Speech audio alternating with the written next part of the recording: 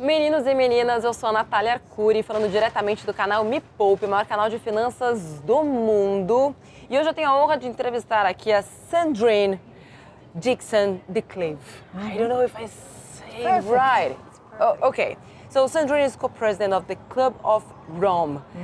First of all, what is Club of Rome and what's your role in SDG's goals right now in this environment? What you're doing here? So the Club of Rome was started 50 years ago in 1968, 2 years after I was born. Were you born? Yeah. Thank you. Thank you for asking that question. Yes, I was. 2 years after I was born. And it was started by, that's why it's called the Club of Rome, by an entrepreneur from actually Italy, Aurelio Poupe, who was traveling all over the world and realized that as he was traveling, there was a real problem. Population was growing. He could start to see already impacts on value chains, on materials, and that if we continued, there would be a real issue with growth and the finite planet. And so he started the Club of Rome to bring thinkers together and actors, mostly very high level politicians and heads of different companies, because he was actually a former CEO. And wanted to figure out solutions. So we published in 1972 a very well-known report called The Limits to Growth, and that has been the history of the Club of Rome. I am the first female co-president of the Club of Rome with my co-sister, Mampela Ramfele, who is in South Africa. And I am here because also my whole career I've been fighting for climate justice, for climate change, and also for sustainability. I worked in your country, believe it or not, at the time, advising Petrobras on shifting to cleaner fuels.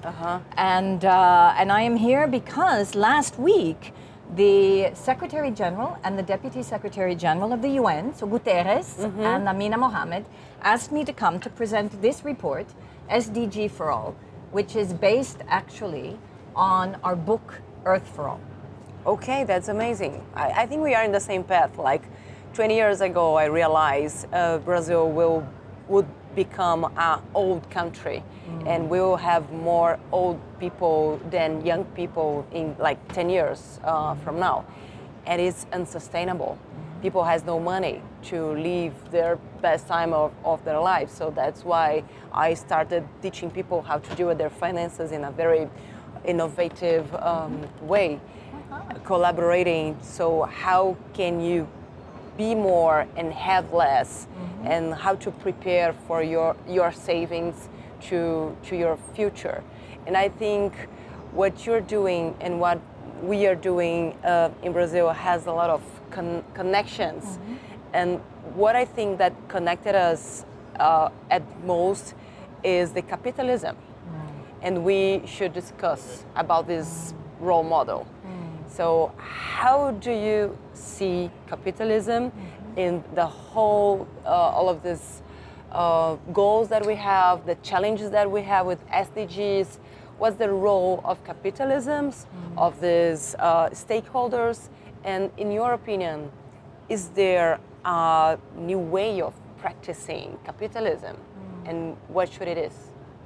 Thank you for that question, because it's the essence of the Club of Rome. Already in 1972, we spoke about the fact that we needed to move beyond productivity. As most people know, our economy is based on GDP. So gross domestic production. And based on that, we don't look at any other factors, any other indicators. Now, a capitalism that does not service people or planet or prosperity, which is a redistribution of wealth, is actually not a functioning system. So I don't believe in the neoliberal interpretation of capitalism, because it doesn't work. Because what we have seen is that the American dream is becoming the American nightmare. I am French-Belgian, but I grew up in California. Our cities now have the highest homeless problem, the highest rate of suicide, of mental illness, and of addiction that we have ever seen. We have no redistribution of wealth. And in most countries, in the global south or in the global north, we have seen growing inequality and a reduction of well-being. So for us, and in this report, SDG for All and Earth for All, the book, we say very clearly that we need to completely overhaul an economic system that is only financial. It is no longer reflecting the views or the needs of people, and move towards a model of economic well-being and have new indicators that measure what is most important for us to thrive, not just survive in all of our different countries. I believe GDP works because it's something that you can take, you can see. Did you realize which kind of KPI or just one KPI that could substitute GDP in order to put this new role model in capitalism?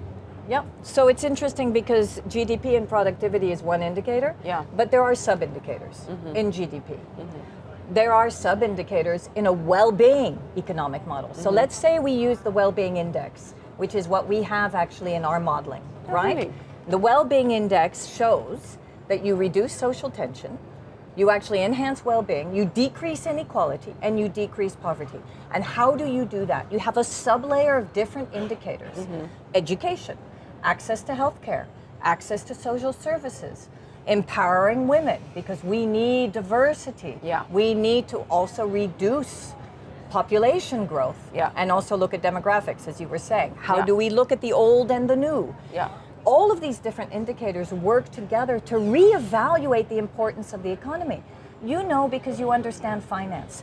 Today, we're only about shareholder value and profit. We can fire 10,000 people and the shares go up on the stock market for a company. But those 10,000 people, the loss of jobs, the mental illness, the other effects are not taken into account. That's why our economies are broken. So I am asking some questions about giving up. And I think some people should give up so many things in order to look at the long view, the long-term point of view. In your opinion, who is not giving up right now? The wealthiest who are not paying their taxes. It's not even about giving up. It's just realizing that you have to pay your fair share. And we work with a group called the Patriotic Millionaires who are across the globe and who are admitting, my housekeeper pays more than me, as Warren Buffett said. I should be paying my fair share. The fossil energy companies that are not giving up and in fact are more and more entrenched while they're making windfall profits on the back of energy poverty and on citizens across the globe. It is despicable.